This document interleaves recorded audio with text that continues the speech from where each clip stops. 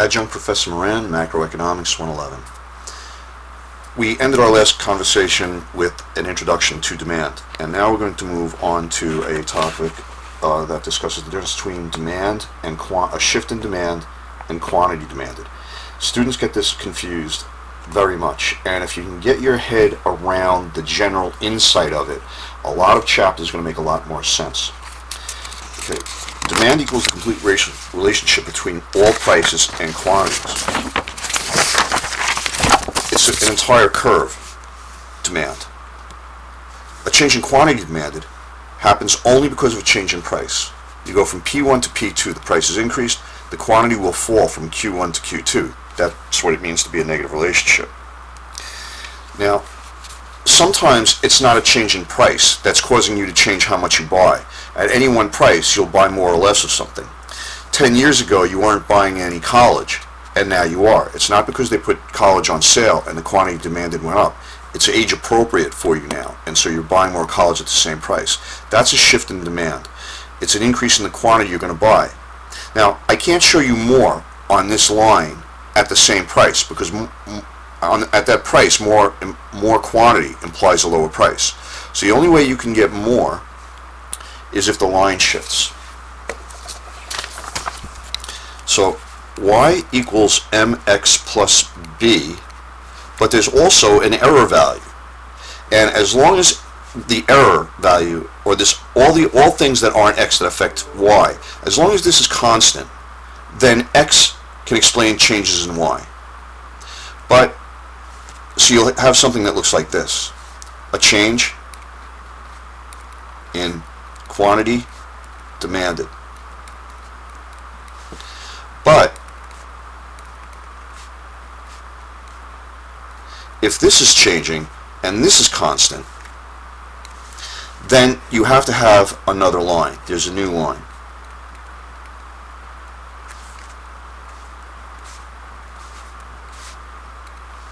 This happens in chapter after chapter in economics, both macro and microeconomics. They'll start a chapter and they'll build a two-dimensional model, and they'll say, this is what's causing this to change.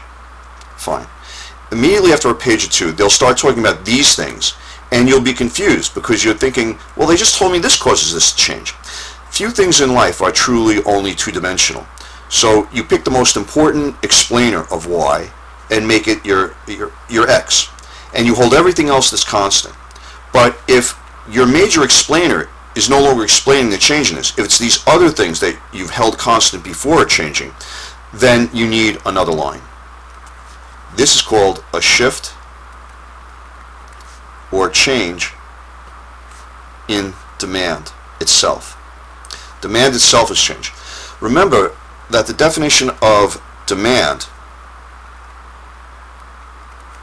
is a negative relationship between price and quantity demanded. You'll have to reach back to your high school experience to remember that the delta sign is a symbol of change and a flat line is a symbol of constants. All right? So this is a change in demand itself. There's a whole new demand curve. Riding one demand line, because of a change in price, is a change in quantity demanded, straight out of the definition of demand. Here it is.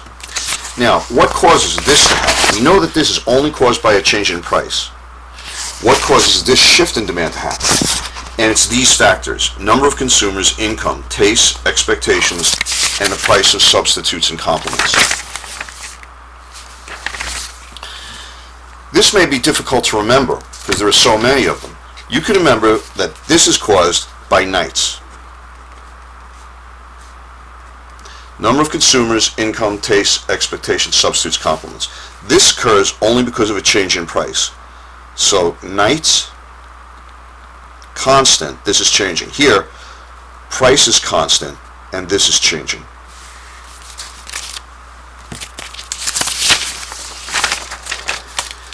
If there are more consumers in a market holding how much each consumer buys, then at any one price, the demand curve will increase.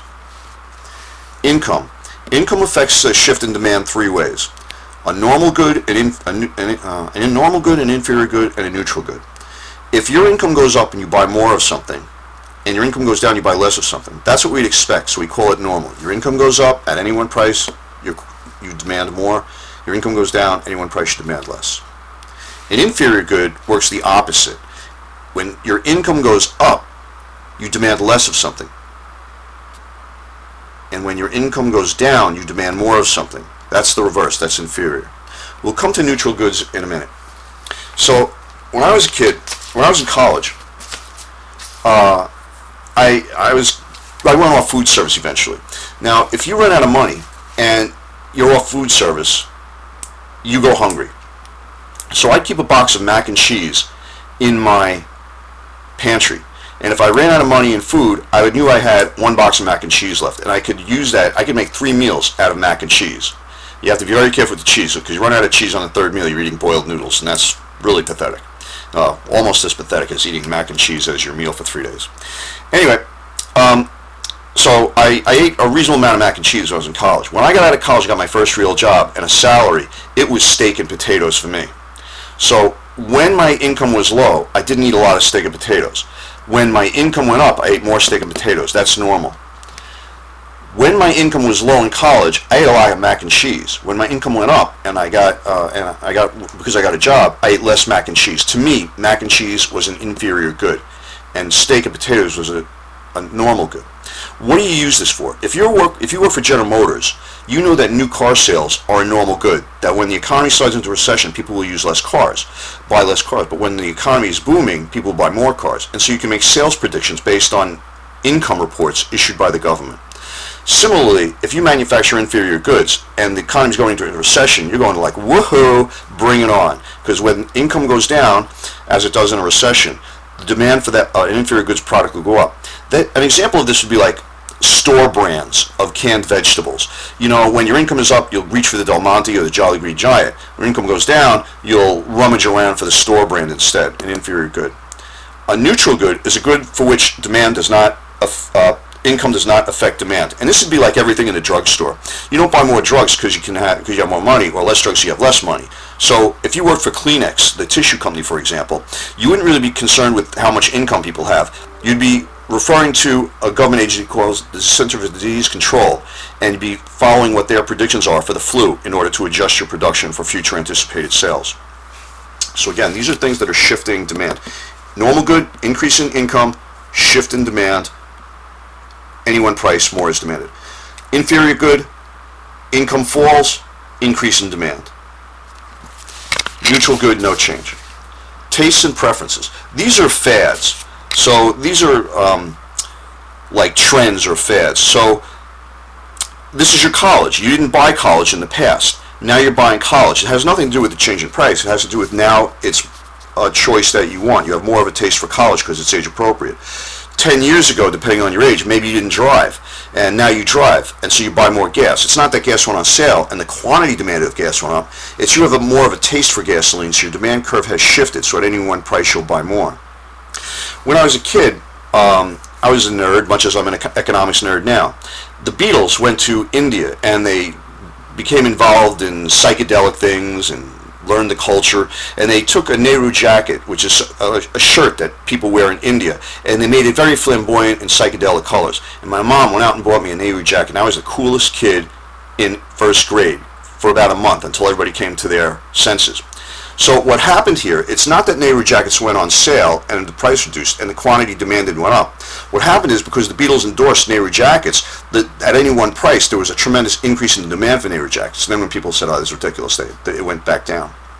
And you may be thinking that you're really much cooler than I am, but remember what tech decks are and Tamagotchis. And now you're probably not playing with those anymore. And it has nothing to do with the price went up and the quantity demanded went down. It has to do that it was age appropriate, your demand went up at any one price, and the demand went down at any one price when you came to your senses and grew up. Now, expectations about future prices and income can also affect demand. So if you think that price is going to go up in the next month, you'll want to buy more of it now at the current price. That's an increase in demand. Then when the price actually goes up, you'll have a decrease in quantity demanded. But now, before the price changes, you'll increase your demand by more of it at any one price. If you think your income is going to go up in the future, often people don't wait to increase their consumption of goods when their income goes up.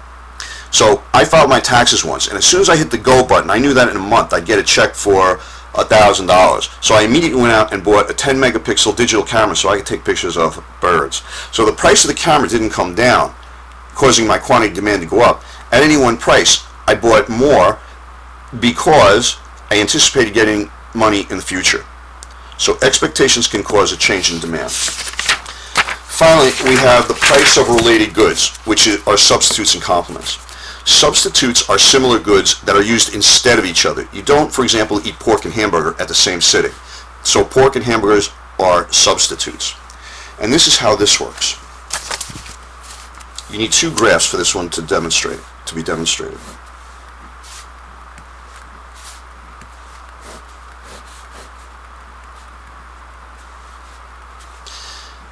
Let's call this beef and pork. If the price of beef goes from P1 to P2, the quantity demanded of beef will fall. That's a negative relationship between price and quantity demanded. Nothing's happened to the price of pork, but the butcher will notice more pork is being sold at the current price. That's because less beef is being purchased because of an increase in price. So the demand for pork will shift because of an increase in the price of its substitute. Another reason that demand shifts is complementary goods. Complementary goods are two goods that are required to be used together. Gas and cars, tennis balls and tennis rackets, for example. So to demonstrate this, we still need two graphs.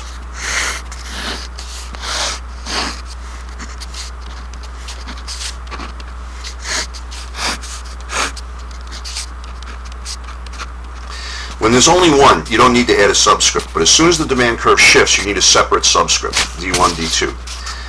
So, let's say you're working for Dick's Sporting Goods and you're the manager, and this is the demand for Prince tennis rackets, and this is Wilson tennis balls, a different company. And you get a memo from Prince that the price of tennis rackets will be going up. You can predict that the quantity of tennis rackets will go down. That's a change in quantity demanded. Wilson has not notified you of any change in its prices, but as the manager, you can predict that the demand for tennis balls will go down because people will be buying fewer tennis rackets.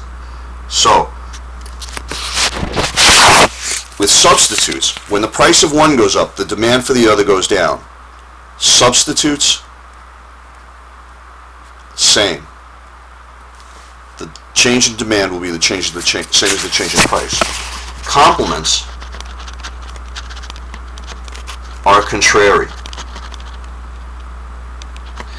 When the price of one goes up, the demand for the other goes down, and that may be a handy way to remember this. So again, we've covered a lot in this video, and what we're trying to do is explain a change between quantity supply, which happens only because of a change in price, and a change in demand when price is constant and something else is changing. And in order to help you remember that, you can remember the acronym NITES: number of consumers, income, taste, expectations, the price of substitutes, complements. Next we'll be discussing supply.